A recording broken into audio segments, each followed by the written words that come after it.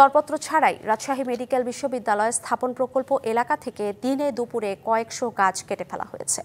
এর জড়িতদের সুনির্দিষ্টভাবে চিহ্নিত করতে না পারলেও একটি ঠিকাদারি প্রতিষ্ঠানকে কারণ দর্শানোর নোটিশ দিয়েছে কর্তৃপক্ষ। তবে একটি ভিডিওতে গাছ কাটায় নিয়োজিত শ্রমিকরা নিজেদের স্থানীয় হাফিজুর হাজির লোক দাবি করেছেন। এভাবে গাছ কেটে নেওয়ার ঘটনায় ক্ষোভ প্রকাশ করেছেন সচেতন মহল। রাজশাহী মেডিকেল বিশ্ববিদ্যালয় স্থাপনের জন্য অধিগ্রহণ করা নগরীর সিলিন্দ এলাকা। এখানকার ২০৫ বিঘা জমির গাছ কাটা হয়েছে টেন্ডার ছাড়াই। স্থানীয়রা বলছেন বেশ কিছুদিন ধরে চলে এ কাজ। ট্রলিতে নেওয়া হয়েছে অনেক গাছ, স্তূপ করেও রাখা আছে। তবে কে বা কারা কেটেছেন তা জানেন না কেউ। ওরা তো রেগুলার আসে না, ওরা মাসে সাথে দুদিন একদিন পর আসে। কেন কাটছে, কে কাটছে, এগুলো আমরা সেরকম কিছু জানি না। আমরা পুঁছো করিনি কাউকে, জানি না বাপ। না, আমরা এটি আছি, আমরা আসিনি। তার আগে থেকে জানি কাজ কাটছি, দেখতে পেলে বলতুন দেখে যে হ্যাঁ মুখ ঘানা গাছ কেটেছি, দেখতে তো পাইনি।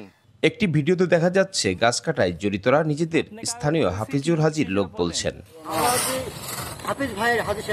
এদিকে হাফিজুর হাজি অস্বীকার করে বলছেন সেখানে তার ভেড়ার খামার ছিল, এখন নেই।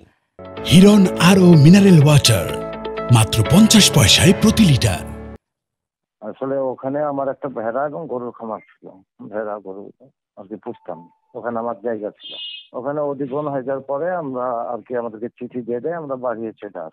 বর্তমানে প্রকল্প এলাকায় বালু ভরাট, প্রধান সড়ক নির্মাণ ও সীমানা প্রাচীর নির্মাণের জন্য আলাদা ঠিকাদার কাজ করছেন।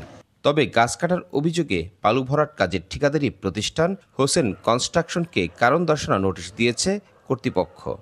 যেমন প্রজেক্ট ইমপ্লিমেন্ট করতে গাছগুলি অপারেশন করতে হবে, সেগুলোর জন্য তো আমরাই করবো, কিন্তু সেইটুকু দেরি তাদের সহ্য হয়নি। ঠিকাদারকে একটা শোকজ নোটিশ করলাম যে এই কাজটা প্রসিডিওরটা এটা নয়, গাছগুলি কাটা প্রয়োজন হলে হতে পারে, but thing is not this যে তুমি উইদাউট পারমিশন কাটে ফেলবা, নট লাইক দ্যাট। তবে ঠিকাদারি প্রতিষ্ঠান গাছ কাটার অভিযোগ অস্বীকার করে কর্তৃপক্ষকে কারণ দর্শানো নোটিশের জবাব দিয়েছে।